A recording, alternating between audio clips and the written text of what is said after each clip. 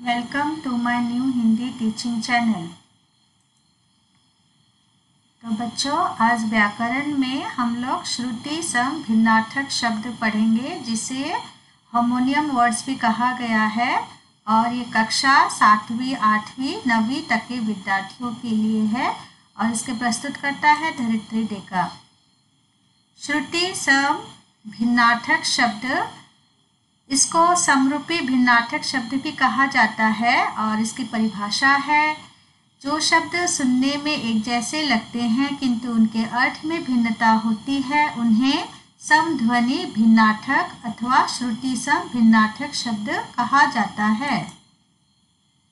दूसरे शब्दों में कुछ शब्द ऐसे होते हैं जिनमें स्वर, मात्रा अथवा व्यंजन में थोड़ा सा अंतर होता है। वे बोलचाल में लगभग एक समान लगते हैं, परंतु उनके अर्थ में भिन्नता होती है। ऐसे शब्द श्रुति सम भिन्नार्थक शब्द कहलाते हैं। जैसे नारी और नाड़ी, दोनों के उच्चारण में कोई खास अंतर महसूस नहीं होता, परंतु अर्थ में भिन्नता है। नारी का अर्थ है स्त्री और नाड़ी का अर्थ है नब्ज। इसका कहने का मतलब ये है कि हिंदी में बहुत से शब्द एकाध अक्षर या मात्रा के अंतर के बावजूद सुनने में एक जैसे लगते हैं, किंतु उनके अर्थ में काफ़ी अंतर रहता है। ऐसे शब्दों को समरूपी भिन्नार्थक या श्रुति सम भिन्नार्थक शब्द कहते हैं। यहाँ पर कुछ समध्वनि भिन्नार्थक अथवा श्रुति सम भिन्नार्थक शब्दों के उदाहरण दिए गए हैं, जो परीक्षा की दृष्टि से बहुत ही महत्वपूर्ण है। तो आइए बच्चों, इनको जान लेते हैं। पहला है अंतर और अंगहर। अंतर का मतलब होता है हृदय और अंगहर का अर्थ है भीतर। दूसरा है अंक, अंग। अंक मतलब गोद में या यह संख्या को भी बताता है। अंग होता है शरीर का भाग। अंश और अंश। अंश मतलब हिस्सा या भाग, अंश मतलब कंधा। अनल और अनिल। अनल मतलब आग है, अनिल मतलब हवा है। तो यहाँ पर मात्रा के प्रयोग से ही शब्द में अंतर आ गया है और जिसके कारण उसके अर्थ में भी अंतर दिखाई देता है। अपेक्षा, उपेक्षा, सुनने में एक जैसा लगता है, लेकिन इसके उच्चारण में भिन्नता है और इसके अर्थ में भी भिन्नता है। अपेक्षा मतलब इच्छा और उपेक्षा मतलब अनादर। आगे है अवधि, अवधि। अवधि अवध की एक भाषा है, जहाँ जैसे चित्र में दिखाया गया है। अवधि का मतलब है एक निश्चित समय। अन्न, अन्य। अन्न का अर्थ है अनाज और अन्य मतलब दूसरा। अचार, आचार। अचार मतलब खाने की वस्तु। आचार मतलब आचरण, व्यवहार। अली, अली, इसके उच्चारण में भिन्नता नहीं है, सुनने में समान लगता है अली, अली, लेकिन इसकी मात्रा में जो भिन्नता है उससे अर्थ में भी भिन्नता दिखाई दे रही है। अली का मतलब है भौरा और अली मतलब सखी या मित्र। असमान, आसमान। असमान, जो बराबर ना हो। आसमान मतलब आकाश। आगे है अभिराम, अविराम। अभिराम मतलब सुंदर, अविराम मतलब बिना रुके। अवलंब, सहारा, अविलंब, शीघ्र। आसन, बैठने की जगह, आसन्न, निकट। आधी, आधी। आधी मतलब मानसिक कष्ट, जिसको हम व्याधि भी बोल सकते हैं। आधी यहाँ पर 2 टुकड़ों में, आधी आधी, हाफ। उद्धत, उद्दंड और उद्यत मतलब तैयार होना। और ये बहुत ही हमेशा वाक्य में दिखाई देने वाला शब्द है। हमेशा इसमें जो है अंतर को ना पता होने के कारण लेखन में गलतियां होती है। और मतलब है तरफ, और मतलब तथा। कंकाल, कंगाल। कंकाल हड्डियों की ठठरी, कंगाल मतलब भिखारी, जिसके पास कुछ ना हो।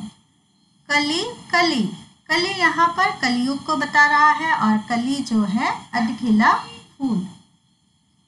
कुल, कुल। कुल मतलब है वंश और कुल मतलब किनारा। छात्र, छात्र। छात्र मतलब विद्यार्थी और क्षात्र मतलब क्षत्रिय। जो युद्ध में जाते हैं। चीर चीर, यहाँ पर दोनों चीर से समान है लेकिन अर्थ में भिन्नता है। एक चीर का अर्थ है बहुत समय, दीर्घ, और एक चीर का अर्थ है वस्त्र का खंड। जवान जबान, जवान मतलब युवा, जवान जबान मतलब जीभ। तरनी तरनी, तरनी मतलब सूर्य, तरनी मतलब नौका। दिन दिवस, दिन दरिद्र। तुरंग घोड़ा, तरंग लहर, पानी की लहर। बलि बलिदान, बलि शक्तिशाली।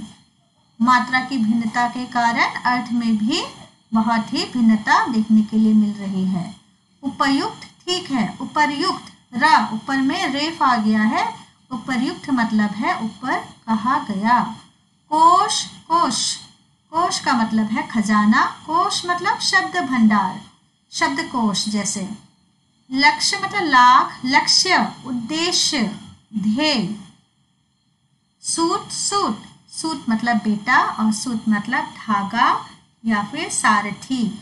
तो अर्जुन के सारथी श्री कृष्ण थे महाभारत में, तो सारथी मतलब जो रथ चलाते हैं उसको सूत भी बोलते हैं, और सूत का मतलब सारथी, और धागा भी एक नाम है, एक अर्थ है। इंदिरा इंदिरा, इंदिरा होता है लक्ष्मी, इसका अर्थ है लक्ष्मी, और इंदिरा मतलब इंद्र की पत्नी। गज गज, गज है हाथी, गज मतलब एक माप। तो बच्चों यहाँ देखो एक नुक्ते के प्रयोग से भी क्या है, इसके उच्चारण में भी भिन्नता आ रही है और अर्थ में तो काफी भिन्नता है। गज और गज, गज मतलब हाथी है और अगर गज में हमने नुक्ता लगा दिया तो एक माप हो गया है। एक गज, दो गज, इस तरह से एक माप के लिए ये अर्थ प्रकट हुआ है। गिरी गिरी, गिरी का मतलब है पर्वत, पहाड़, भूधर। गिरी मतलब गिरना, जो कि क्रिया का भूतकाल है। प्रसाद प्रासाद, प्रसाद मतलब कृपा करना और प्रासाद मतलब महल। पानी पानी, पानी है जल और पानी मतलब हाथ। वसन मतलब कपड़ा और व्यसन बुरी आदत, लत। बात मतलब हवा, बात मतलब वार्ता, जो हम बात करते हैं, वार्ता। वदन मतलब मुख, बदन शरीर, व और ब, देखो इसके उच्चारण में भिन्नता है और इसके अर्थ में भी भिन्नता आ गया है। तो इसको बोलते समय वदन और बदन बोलना है। शब और शव, तो यहाँ पर ब और व के अंतर से देखो क्या हो रहा है। शब मतलब रात है तो शव मतलब लाश है। संग मतलब साथ और संघ मतलब समुदाय। हरि हरि, हरि बोलते हैं भगवान को, विष्णु को। हरि मतलब हरे रंग की। हंसी हंस, हंसी हंस की मादा, स्त्रीलिंग, यानी कि हंस जो है पुल्लिंग है, हंसी स्त्रीलिंग है, तो वह हंसी। और यहाँ हंस का मतलब जहाँ चंद्रबिंदु और बिंदु अनुसार और अनुनासिक के अंतर से यहाँ अर्थ में भिन्नता आ गई है। सुनने में समान है लेकिन अर्थ में अंतर है। हंसी का मतलब है हंस की मादा और हंस मतलब है हंसने की क्रिया, जो कि हंसना एक क्रिया है। सर और शर, सर मतलब तालाब, शर मतलब वान, धनुष का वान। प्रणाम परिमाण, प्रणाम मतलब नमस्कार, परिमाण मतलब नतीजा। सूची सूची, सुनने में समान है लेकिन मात्रा की भिन्नता है इसमें। सूची का मतलब सुई है तो सूची मतलब एक है तालिका। बात मतलब वचन और वात, वात मतलब हवा। प्रधान प्रदान, प्रधान मतलब मुख्य, प्रदान मतलब देना। चपल चपला, चपल मतलब चंचल, बहुत ही चंचल होना। चपला मतलब बिजली का एक नाम है, पर्यायवाची शब्द है, चपला मतलब बिजली। उपयुक्त उपर्युक्त, उपयुक्त मतलब ठीक, उपर्युक्त मतलब ऊपर कहा गया। गुरु गुर, गुरु मतलब आचार्य, गुर मतलब उपाय। कटक सेना का समूह, कटक कहलाता है। कंटक एक बिंदु के प्रयोग के अंतर से देखो शब्द के अर्थ में भी अंतर आ गया। कंटक मतलब कांटा। शाल साल, शाल होता है एक वृक्ष का जो ऊपरी भाग होता है, शाल कहलाता है, या फिर चादर, यह एक वृक्ष का नाम भी है, शाल वृक्ष जो बहुत महंगा होता है। साल मतलब वर्ष। निधन निर्धन, निधन मतलब मृत्यु, निर्धन मतलब गरीब। अवश्य जरूर, अवश्य होना, लाचार होना। नीड़, नीर, रा के प्रयोग में भिन्नता है इसमें। नीड़ मतलब घोंसला, चिड़िया का घोंसला। जल, नीर मतलब जल, पानी।